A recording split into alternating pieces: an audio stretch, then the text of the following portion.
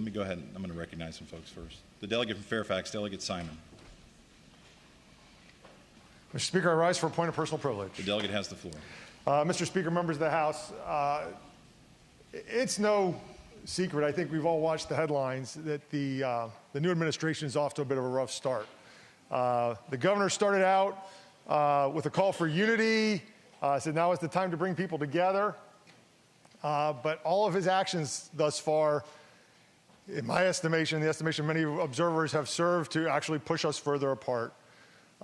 Executive orders that push parents, against teachers, that seek to I think, I only imagine trying to appeal to a far corner of his base to get them fired up and ready to go, as opposed to trying to pursue some common sense policies that we could all agree on and bring us together.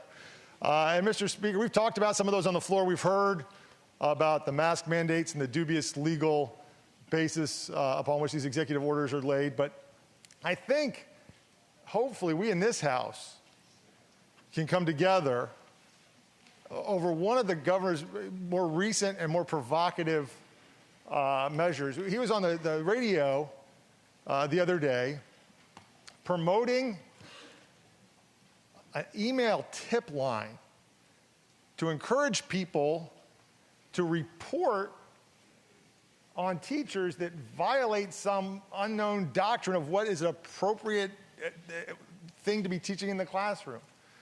Mr. Speaker, he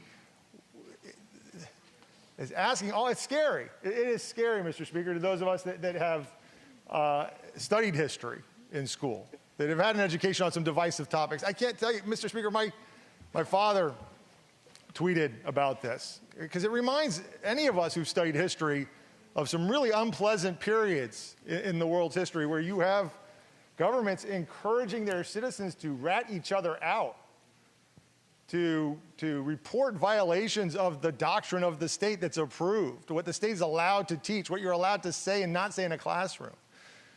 So, Mr. Speaker, I hope that members of this body, all of us, because I know, Mr. Speaker, I've heard you speak on these issues. I've heard you speak on the dangers of creeping authoritarianism on this floor.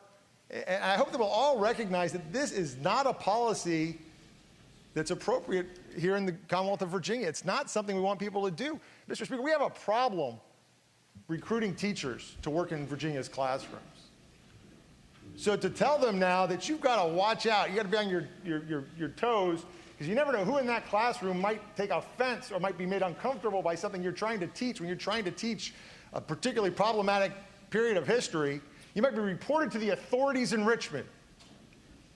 Someone in Richmond is going to come down and have a visit because they got an email, because you've been turned in, you've been ratted out by somebody who thinks you violated the doctrine that the General Assembly wants to set, that the governor's executive order wants to set up for what you're allowed to teach and what you're not allowed to teach. You've crossed some mythical line, some secret line into some divisive topic that's verboten, that our kids can't handle. So you've got to go to your classroom every day and not only worry about the health of your children, not only worry about their safety, not only worry about whatever trauma that they've got going on at home.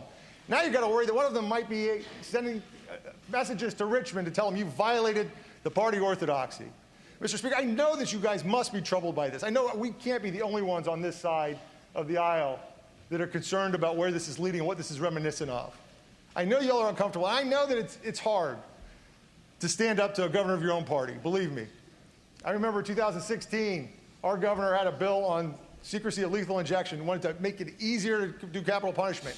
And I stood up on this floor during reconvene session, and I told him I thought he was wrong. And I told him I thought he had the wrong policy. We ought not do it. And I got everybody on my side of the aisle to vote with me against our governor.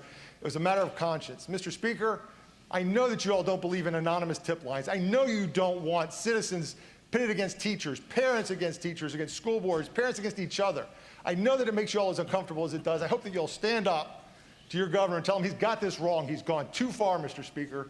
People of Virginia won't stand for it. I hope that you all will tell him he needs to do better. Thank you, Mr. Speaker.